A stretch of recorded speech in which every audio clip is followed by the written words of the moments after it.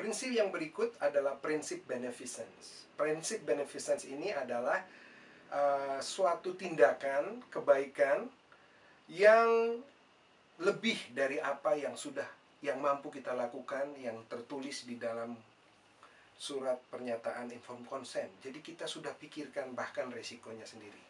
Jadi bukan semata-mata hanya apa yang tertulis. Tugas kita, tanggung jawab kita yang harus kita jalankan sebagai peneliti untuk tidak menciderai, mencelakai. Makanya di dalam melakukan penelitian, contohnya mengoleskan sesuatu di kulit, menyuntikkan sesuatu, mengambil darah, meminta seseorang untuk mengkonsumsi suatu ekstrak, itu semua tidak bisa melewati proses telaah etik yang sementara atau extended. Dia membutuhkan yang disebut dengan full board review. Jadi sebagai peneliti-peneliti, proposal kita itu harus kita kirimkan ke KEPK atau Komisi Etik Penelitian Kesehatan, ya, internasional disebut dengan ERB, Ethic Review Board. Di sana akan dikirimkan bab 1 sampai bab 3, kemudian akan dianalisis langkah-langkah penelitiannya. Makanya waktu kita bahas di video tentang metodologi, itu harus detail apa yang hendak dilakukan karena akan ditelaah. Setelah itu, apabila itu dilakukan kepada hewan, apabila dilakukan kepada tumbuhan, atau melakukan penelitian laboratorium dengan kuman-kuman, harus jelas apa yang akan dilakukan dengan kuman-kuman tersebut. Kalau sudah selesai, dibuang kemana? Hewannya kalau seandainya hendak dilukai, bagaimana cara melukainya? Kalau sudah selesai dalam penelitian, hewannya ini apabila harus dibunuh,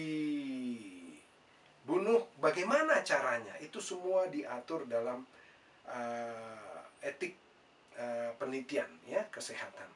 Dan selain mencegah ancaman kesehatan dan gangguan fisik kepada partisipan penelitian, kita juga harus mencegah adanya hal-hal yang tidak terduga. Kemudian juga harus menekankan dan mempromosikan hal-hal yang baik. Artinya resiko-resiko dipertimbangkan. Kemudian kalau seandainya hal itu terjadi, apa mitigasinya? Kemudian apa tanggung jawab peneliti di dalam menangani hal tersebut?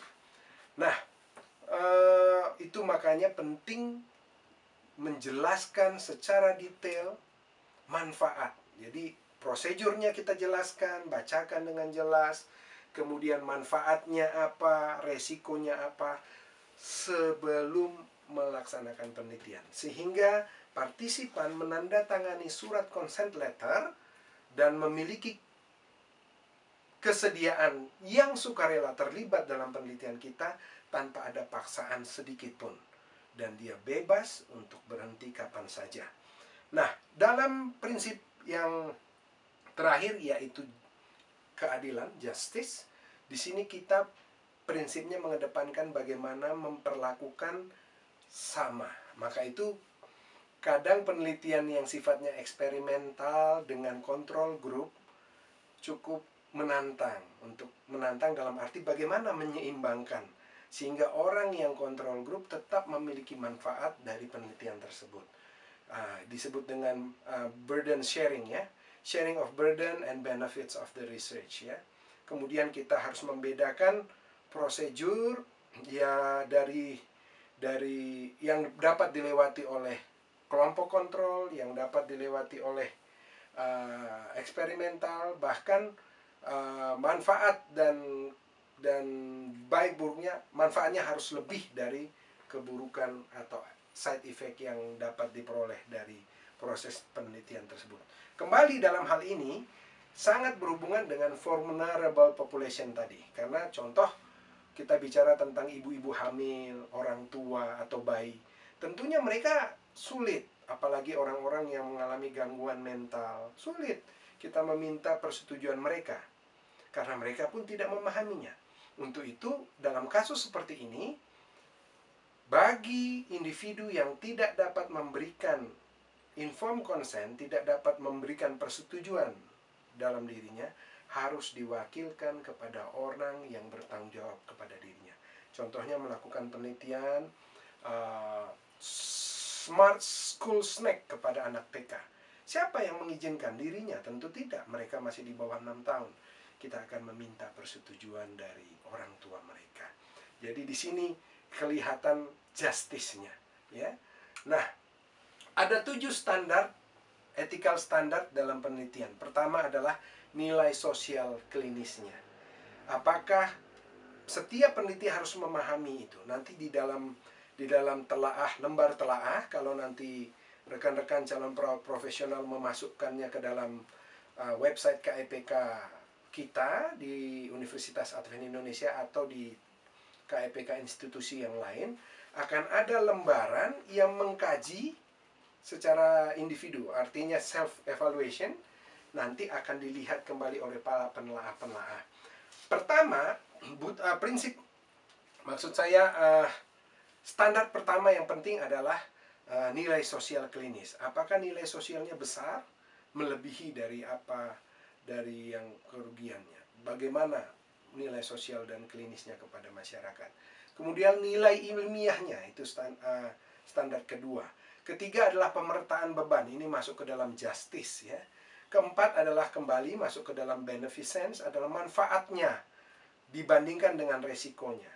Kelima, bagaimana orang tersebut bisa terlibat, apakah dengan eksploitasi, apa dengan bujukan, atau dengan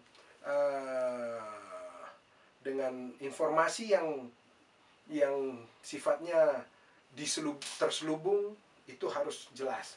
Kemudian prinsip keenam adalah rahasia dan privacy. Bagaimana data-data bisa dijaga dan tidak sampai terbuka kepada publik. Dan prinsip terakhir adalah informed consent. Di dalam informed consent nanti ada butir-butirnya apa yang harus dipenuhi. Maka itu sebenarnya ketujuh prinsip ini akan terpenuhi dengan baik apabila informed consent-nya mengikuti prinsip-prinsip tersebut dan butir-butirnya sudah tertuang dalam paragraf di dalam informed consent tersebut. Nah, sebagai peneliti, apa sih tanggung jawab etik Anda dan saya? Apa tanggung jawab etik kita? Entah itu penelitian kuantitatif, entah itu penelitian kualitatif, tanggung jawab etiknya apa?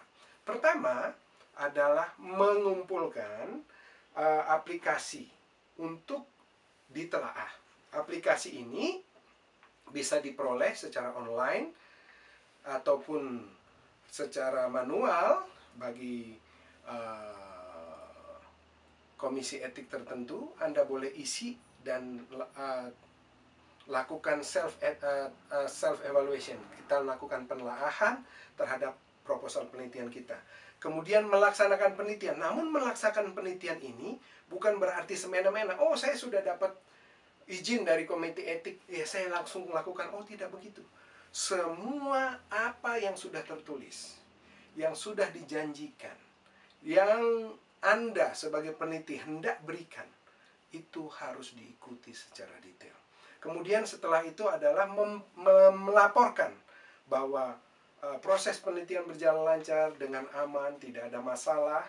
Kemudian follow up atau pengawasan dari KEPK. Jadi di sini fungsi KEPK bukan hanya menelaah proposal, tapi juga memastikan bahwa penelitian tersebut dilaksanakan sesuai dengan apa yang sudah ditetapkan.